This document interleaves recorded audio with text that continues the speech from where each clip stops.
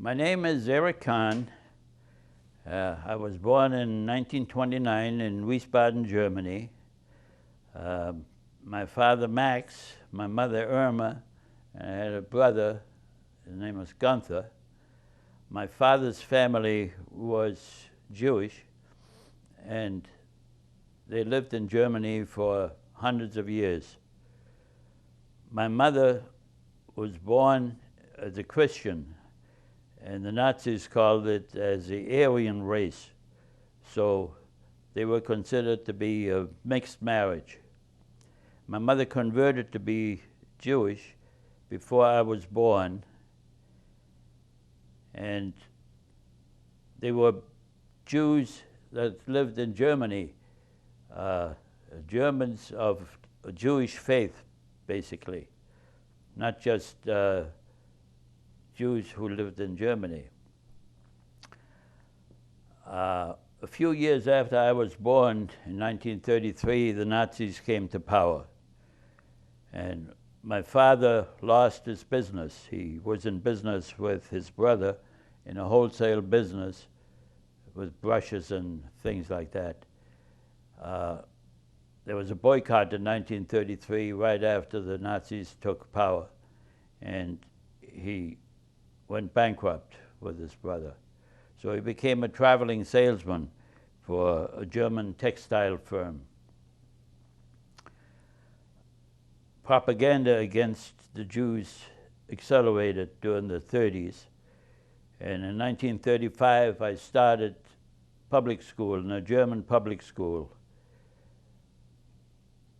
It was a neighborhood school. I sat alone in the back of the room, and when the class stood up to give the Nazi salute and sing a German anthem, I just stood mute. Then in 1936, after a year, I was thrown out of that school, and we had to go to a Jewish school which they established in the outskirts of town. It was a barracks building which was refurbished somewhat. There wasn't much space.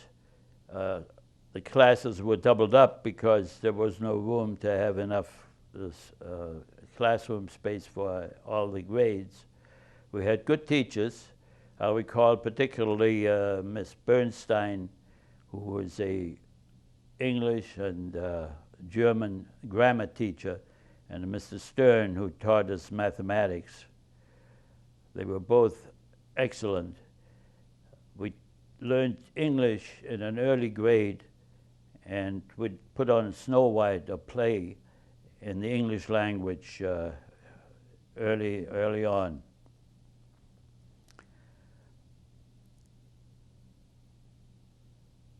Jews were under severe restrictions which increased over time. There were curfews. We couldn't go out after 8 o'clock in the evening, couldn't go to the movies, they couldn't have any pets. And generally Jews were, they called it in German, Juden unerwünscht. Jews are not desired. They had these signs printed on all the stores and theaters. Wherever you looked, there was Juden unerwünscht. Then in 1938, in October, my father was fired from his traveling salesman job because Jews could no longer work for non-Jews in any capacity. The only thing Jews were allowed to do was dig ditches and things like that. Then November 9 and 10 was Kristallnacht in 1938. 2 synagogues in Wiesbaden. One was burned to the ground. The other one was destroyed inside because it was too close to other apartment houses to burn it. A few days later, the Gestapo came to our house, and my father was arrested and sent to Dachau together with all other Jewish men. I have postcards that my mother sent to my father in Dachau, which claimed that we could leave Germany as soon as he comes home. which was all make-believe. It wasn't true at all. We tried very hard to get out to the United States, to England, to Sweden. My father had connections, but nothing worked. There was one police inspector that my mother knew, and he was kind to us. He put myself and my brother's name and the picture into my mother's passport. She had a so-called alien passport, which allowed us kids to travel with my mother to go across the border. And I remember going with her to Luxembourg to talk to a Greek consulate in Luxembourg. And he discouraged us very much. He says, Greece is a very poor country. You don't want to go to Greece. Eventually, we had to take the middle name of Israel for boys and Sarah for girls.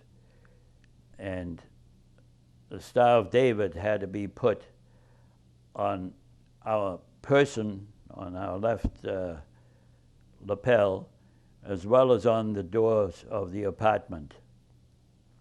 I sang in the synagogue choir even after Kristallnacht.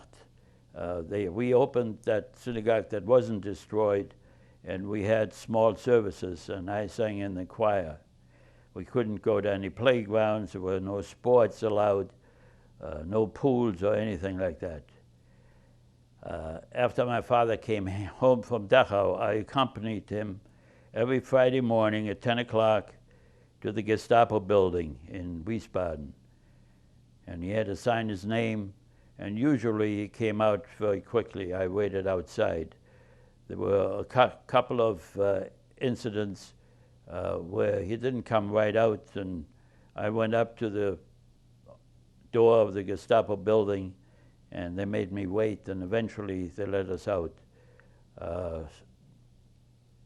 I recall a couple of instances where people had taken their own lives rather than report to the Gestapo, and the Gestapo officer told my father to go to their house after he already knew what happened and tell them that they didn't have to report. So they played games with the Jews. In August of 1939, I had a chance to go on a kinder transport, a children's transport, to England to escape Hitler's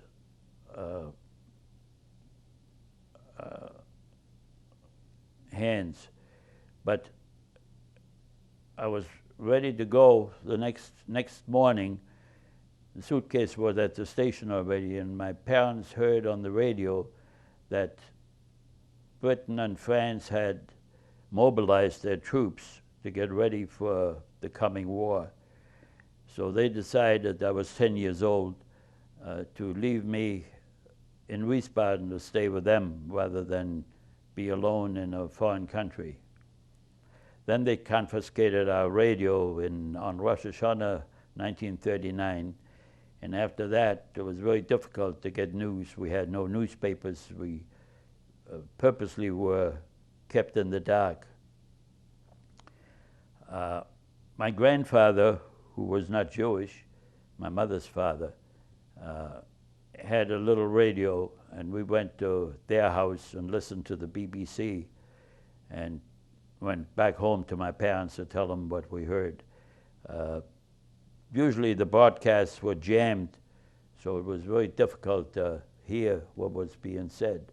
But sometimes the jamming failed and you could hear what was going on. Then on September 1st, 1939, World War II started, which meant that there was no chance for an escape from Germany at that point. They limited our food rations tremendously. We didn't get any cards for meat. We had to go in restricted stores at certain hours. And I went shopping with my brother and did got some food stuff for ourselves.